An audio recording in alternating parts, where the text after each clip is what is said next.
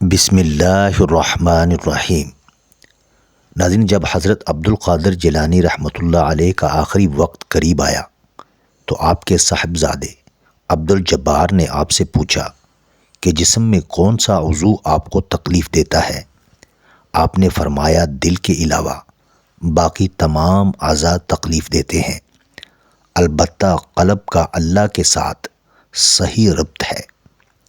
پھر موت قریب آئی تو آپ کی زبان مبارک سے نکلا لا الہ الا اللہ، اس پاک اور برتر اور زندہ ذات سے امداد و اعانت چاہتا ہوں جسے فنا نہیں، وہ پاک ہے اور اس کی ذات کی قدر ہر چیز پر غالب ہے، اور اس نے بندوں کو موت سے مغلوب کر رکھا ہے۔ پھر آپ نے فرمایا لا الہ الا اللہ محمد رسول اللہ۔ پھر آپ نے لفظ تعزز ادا کرنا چاہا، مگر آپ کی زبان مبارک سے صحیح طور پر یہ لفظ ادا نہ ہوتا تھا۔ آپ نے بار بار یہی لفظ کہنے کی کوشش کی، آخر تعزز کا لفظ اپنے صحیح تلفظ کے ساتھ آپ کی زبان مبارک سے ادا ہو گیا۔ پھر آپ نے 3 بار اللہ اللہ اللہ کہا، پھر آپ کی آواز پست ہوتی گئی، زبان مبارک تالو سے جا ملی اور آپ خالق حقیقی سے جا ملے۔ انا للہ و انا الیہ راجعون۔ اگر نعمت تمہاری قسمت میں ہے تو اس کی خواہش کرنے یا نہ کرنے سے کچھ نہیں ہوگا، نعمت ضرور ملے گی۔ اگر مصیبت مقدر میں ہے تو اسے پسند کرنے یا نہ کرنے سے کوئی فرق نہیں پڑے گا۔ جب عصرت و دانائی کی کیفیت میں تمہارے دل میں نکاح کی خواہش پیدا ہو اور تم اس بوجھ کو برداشت کرنے کے قابل بھی نہ ہو تو خداوند کریم سے خوشحالی کی دعا کرو۔ دعا کرنا کہ یہ بلا جلد رفع ہو، یا صبر کرنا یا خدا کی مرضی کا بہانہ کرنا کچھ فائدہ نہ دے گا، مصیبت آ کر رہے گی۔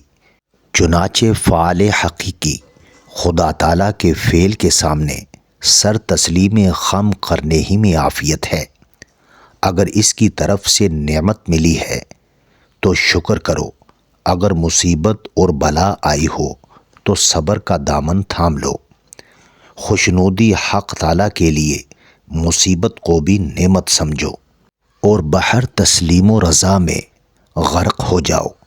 اس عمل کے نتیجے میں تمہیں خدا کی اطاعت اور سوالات کے راستوں اور منزلوں کی سیر کرائی جائے گی، اور تمہیں صدیقین، شہداء اور صالحین کے خاص مقامات پر فائز کر دیا جائے گا، تاکہ جو لوگ تم سے پہلے قرب خداوندی کی نعمتوں سے فیض یاب ہو چکے ہیں ان کا مشاہدہ کر سکو۔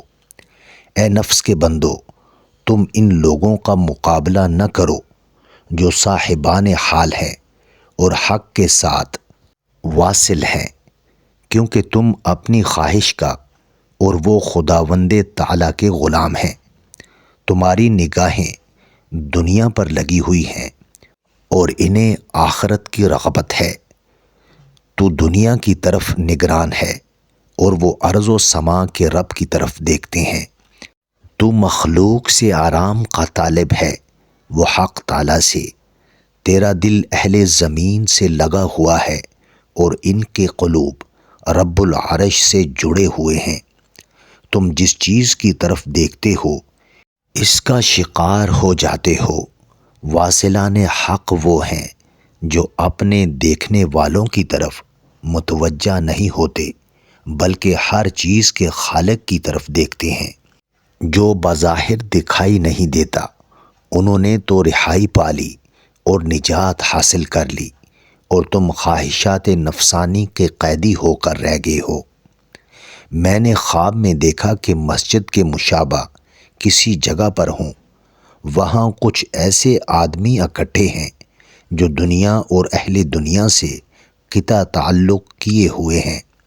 میں نے سوچا اگر فلاں صالح بزرگ ہوتا تو انہیں شریعت کے آداب سکھاتا اور ہدایت کرتا، وہ لوگ میرے ارد گرد اکٹھے ہو گئے اور ان میں سے ایک نے مجھ سے پوچھا کہ آپ کیسے ہیں؟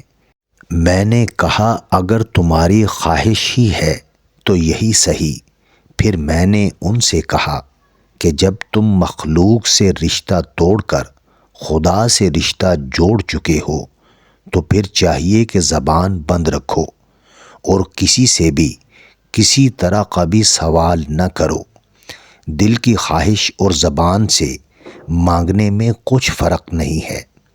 اور یہ بھی یاد رکھو کہ چیزوں میں تغیر و تبدل کرنے اور بنانے بگاڑنے اور عزت بخشنے اور ذلت دینے میں خدا تعالیٰ کی ہر روز نئی شان ہوتی ہے۔ وہ کسی گروہ کو علیین کے مقام تک رفعت بخشتا ہے اور کسی کو اسفل السافلین میں گرا دیتا ہے۔ تم نے مخلوق پر اور دوسرے اسباب اور وسائل پر بھروسہ کیا ہے، اس لیے اللہ تعالیٰ کے فضل سے اور کسی واسطے کے بغیر اس کی نعمتوں کے حصول سے محروم ہو گئے ہو۔ تم نے رزق حلال کو حضور صلی اللہ علیہ وسلم کے بتائے ہوئے طریقے سے حاصل کرنے کو چھوڑ دیا ہے، اس لیے مخلوق تمہارے درمیان حجاب بن گئی ہے۔